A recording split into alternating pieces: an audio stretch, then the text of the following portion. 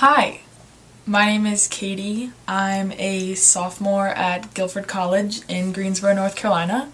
I am studying sociology and anthropology and also English. This semester I've studied a lot of theory, and that's been super interesting because theory gives us lenses and tools for how to understand the world around us. And I'd like to add that it's been a privilege to be able to go to class and study and read and just discuss theory a lot. One theorist I read this semester was bell hooks, who wrote In Theory as a Liberatory Practice about minimizing the gap between theory and practice and also using theory as a way to heal from oppression. For my English 200 class, I was assigned a usable theory project, and with that I had to select a problematic cultural artifact or practice and analyze it using a theory. And so I was assigned to intervene in the problematic discourse that I had selected and then to do something, and so I decided to make this video. If you do end up watching it, please feel free to like it, comment, share, whatever you want. So I decided to analyze the shaving industry in modern United States and the problematic cultural messages directed to women, specifically about their own bodies. I analyzed 2 shaving commercials, and then I interviewed peers about body hair and shaving after having them watch the same videos.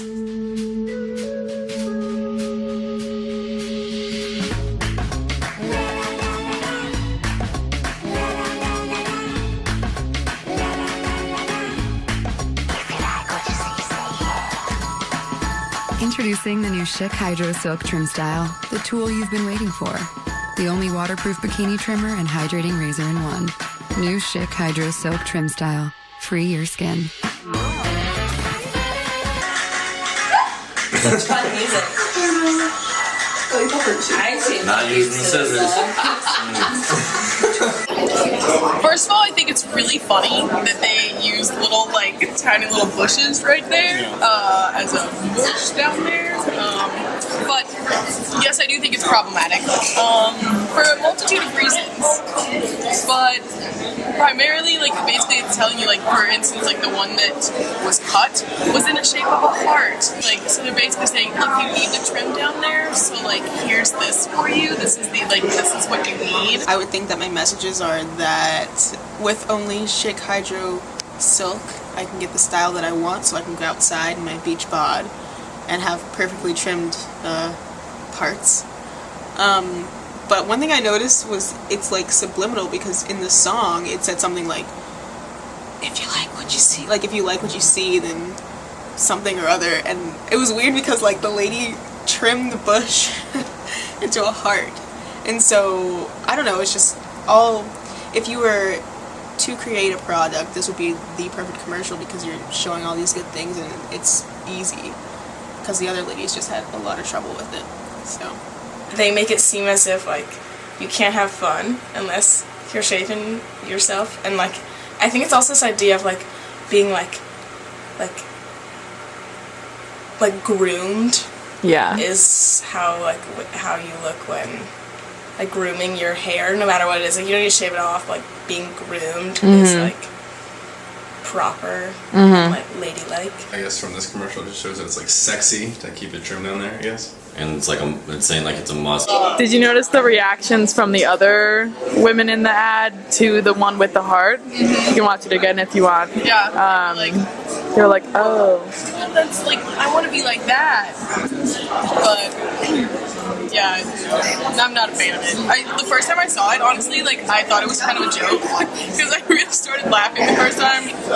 It's not even a competition. It's just whatever you feel comfortable. If I feel comfortable with hairy legs, then that's what I feel comfortable with. And if someone feels comfortable shaving their legs, then that's what they feel comfortable with. But these guys are just trying to get you to buy their products, so they're making you think that this is the only way women should be.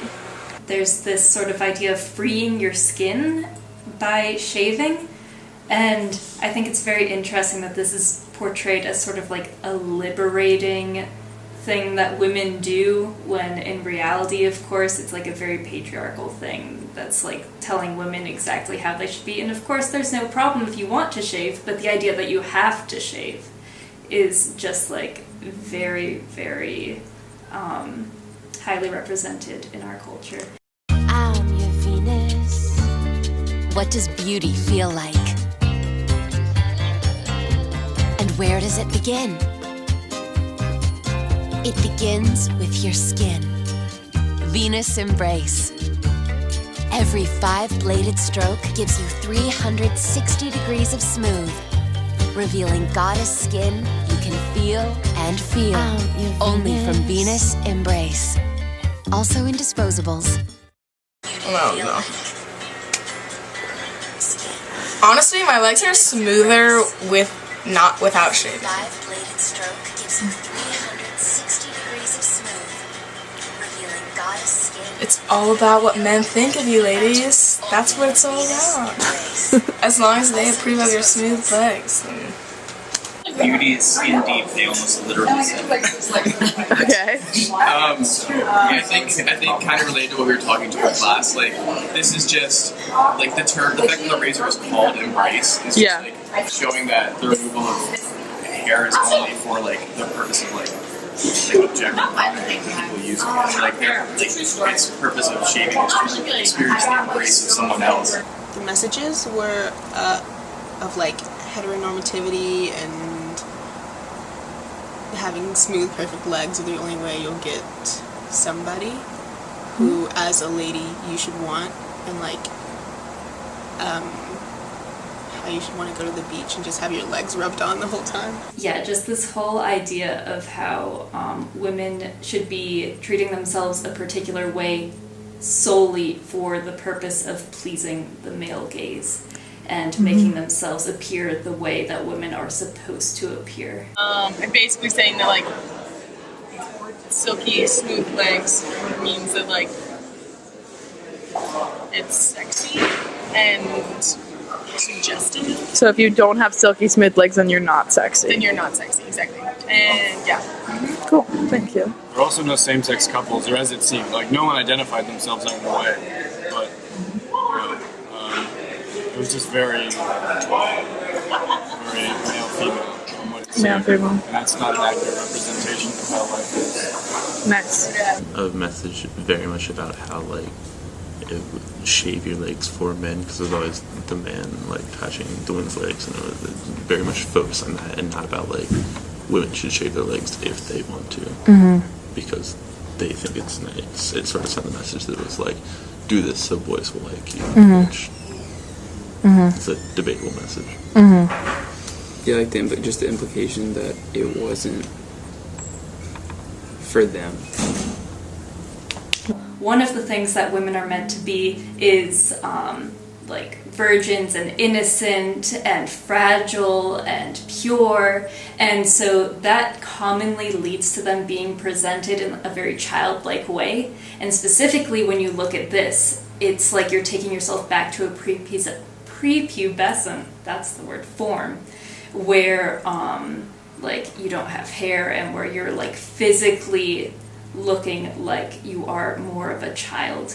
Is it problematic? Yeah, because the commercial only shows one type of person, which is like the classic person that we, or like generations before us know about, like heterosexual young couples with a lot of time on their hands.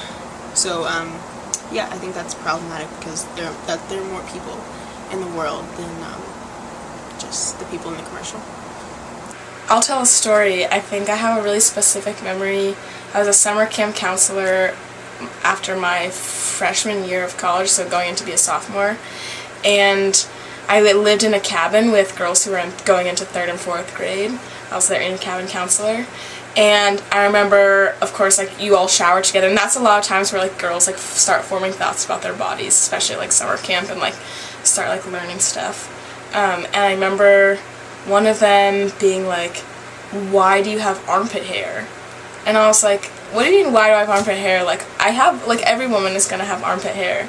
And she was like, no, they don't. Like, my mom doesn't have armpit hair. Like, none of my mom's friends have armpit hair. I was like, no, like, they all have armpit hair. They just, like, shave it off.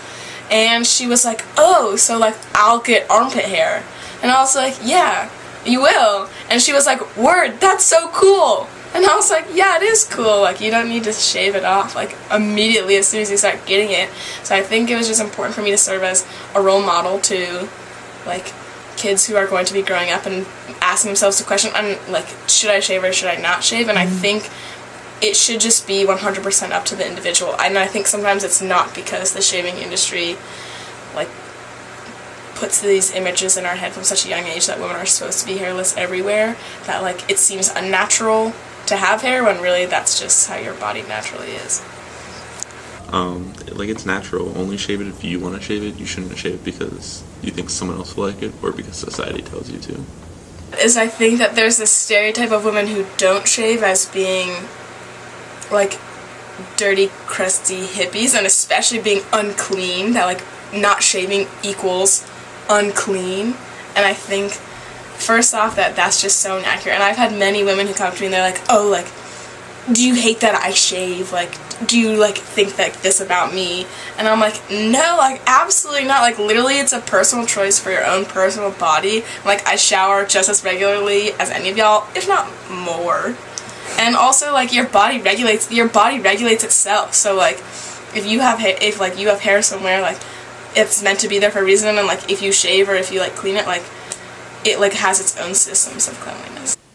Here's some personal reflections I had after interviewing fellow Guilford students about the videos I showed them.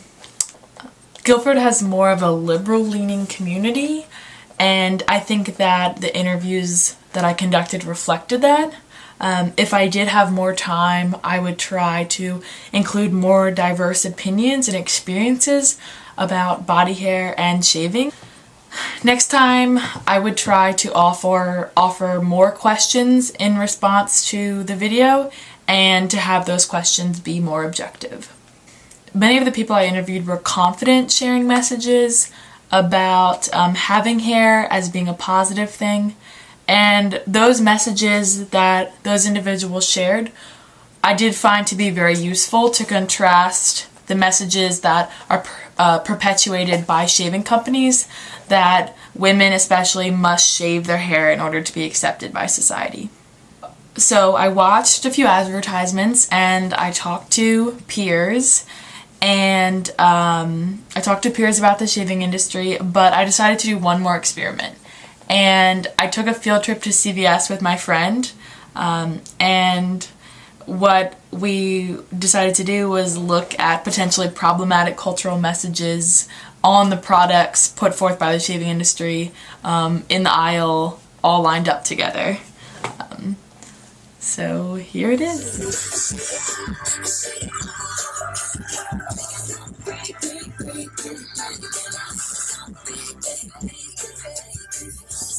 All right, let's go.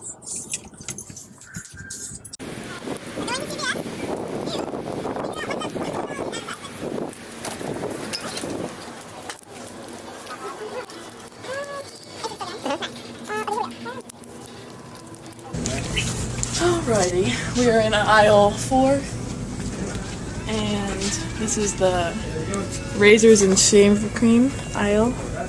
And here we have the women razors. A lot of pink right now I'm seeing. A lot of words that say beauty. This one says Daisy, that's a type of brand. A lot of different varieties. There's some blue now. Flex to your curves. Aloe infused. And this is sensitive. Exotic violet bloom scent. It's pretty tempting. So, also with aloe. Ooh. let's see what this is about. Ooh, this is a portable shaver.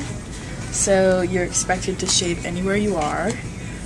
Take it with you. Obviously, it's cordless and electric, so even if you're traveling and you can't charge it, you can always have it charged and ready to go. It's designed for sensitive skin, so catering to that audience there. Oh, it says Beauty 360, reinventing beauty. So not only are you able to have beauty from this, but you're allowed to reinvent it, and that's, I guess, quite empowering if you think about it. But don't worry, the batteries are not included. You have to get those separately. So that was our little trip to CVS, and we found out that women are supposed to have soft and smooth bodies, and they shouldn't have hair on them at all. And that is definitely a message that the shaving industries want us to know. Thanks so much for watching. To end, I'm going to quote Bell Hooks again. And she wrote, "I found a piece of sanctuary in the organizing, in making sense of what was happening. I found a place where I could imagine possible futures, a place where life could be lived differently. This lived experience of critical thinking, reflection and analysis became a place where I worked at explaining the hurt and making it go away. Fundamentally, I learned from this experience that theory could be a healing place." Again, that was Bell Hooks. I encourage you to read their works. And for me, analyzing commercials with a feminist perspective, talking with other students, and overall just questioning cultural expectations was really interesting. I would do it again for sure. And I encourage everyone to think critically about the cultural messages that surround us. Thanks again for watching.